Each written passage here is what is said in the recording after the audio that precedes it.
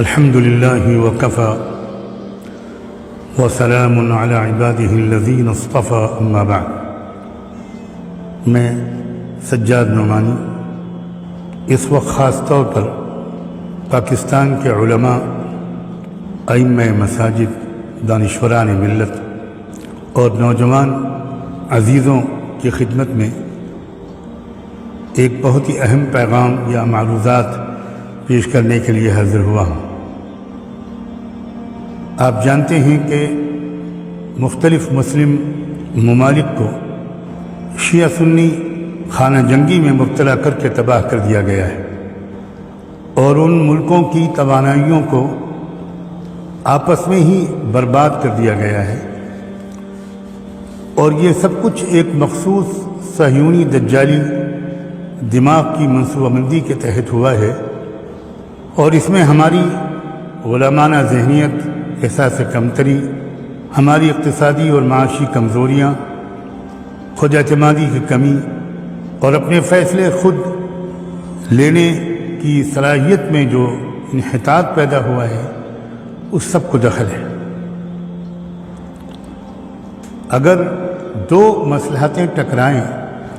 دو تقاضے ٹکرائیں، تو یہ اسلام کی تعلیم ہے، حکیمانہ تعلیم ہے، اور پوری امت کے اہل علم کا اس پر اتفاق رہا ہے کہ علماء کی ذمہ داری ہے کہ وہ دیکھیں کہ کس مصلحت کو مقدم کرنا یہ زیادہ مفید ہوگا، اور کس مصلحت کو مقدم کرنے سے امت بڑے نقصانات سے بچ جائے گی۔ تو ایسی صورت میں اسی مصلحت کو مقدم کیا جاتا ہے۔ برابر اس بات کی اطلاعات مل رہی ہیں اور بہت فکر و تشویش کا باعث بن رہی ہیں کہ اب ان کوششوں کا، سازشوں کا نشانہ پاکستان ہے۔ جو پاکستان کی اہمیت ہے وہ مجھے نہیں لگتا کہ اس کے سلسلے میں آپ کے سامنے کسی وضاحت کی ضرورت ہے۔ یہ خبریں کہ پاکستان میں بھی اس وقت شیعہ سنی اختلافات کی آگ بھڑکا کر اور بدترین قسم کی خانہ جنگی میں مبتلا کر کے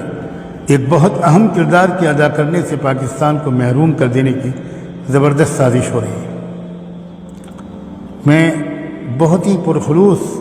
گزارش کرنا چاہتا ہوں، بہت احترام کے ساتھ، بہت ادب کے ساتھ، اور آپ سب کے دینی جذبات اور حمیت و غیرت کی بہت قدر کے ساتھ، کہ خدا کے واسطے اس وقت ان مسلکی بنیادوں پر یا شیعہ سنی عنوان پر اختلاف کی آگ کو بھڑکنے مت دیجیے۔ یہ اس وقت کا ایجنڈا نہیں ہے، اور اب تو ہم دیکھ رہے ہیں کہ یہ احساس بھی دونوں طرف کے سمجھداروں میں بڑھ رہا ہے کہ ہمیں اپنی توانائیوں کو آپس میں ضائع نہیں کرنا چاہیے۔ اس لیے اللہ کے واسطے آپ سب سے گزارش ہے کہ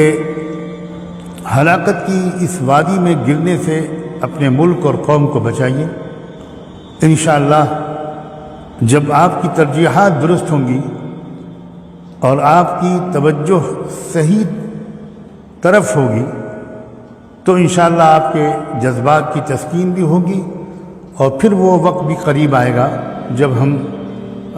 بہت سی چیزوں پر نظر ثانی کریں گے،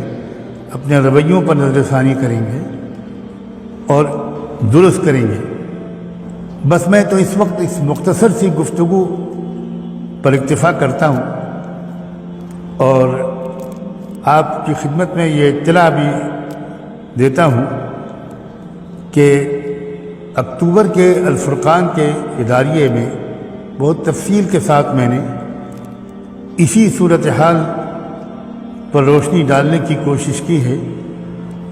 اور خاص طور پر علماء دیوبند کا جو رویہ ہم نے شروع سے دیکھا ہے اس ملک میں، کہ انہوں نے کس طرح ترجیحات میں تبدیلی کی ہے اور حالات اور مصلحتوں پر نظر رکھی ہے، اور ایک ہی بات کو ہر حال میں صورتحال کو مکمل نظر انداز کر کے دہرانے کی غلطی نہیں کی انہوں نے۔ تو علماء دیوبند کے جو نام لیوا لوگ ہیں اور جو ان کے بارے میں یہ سمجھتے ہیں کہ قرآن و سنت کا بہت ہی گہرا اور معتدل فہم ان حضرات کو حاصل ہوا، ان سے اب خاص طور پر گزارش کرتا ہوں کہ انشاءاللہ الفرقان کا وہ شمارہ بہت جلد آن لائن کر دیا جائے گا تاکہ آپ حضرات بڑے وسیع پیمانے پر اس کا مطالعہ کر سکیں۔ وہ علماء جن کی اپنی کچھ سیاسی مسالے ہوتی ہیں، ان سے بھی بہت گزارش ہے کہ اللہ کے واسطے اپنی سیاسی مصلحتوں یا اختلافات کی وجہ سے اس وقت ملک کو اور قوم کو اور ملت کو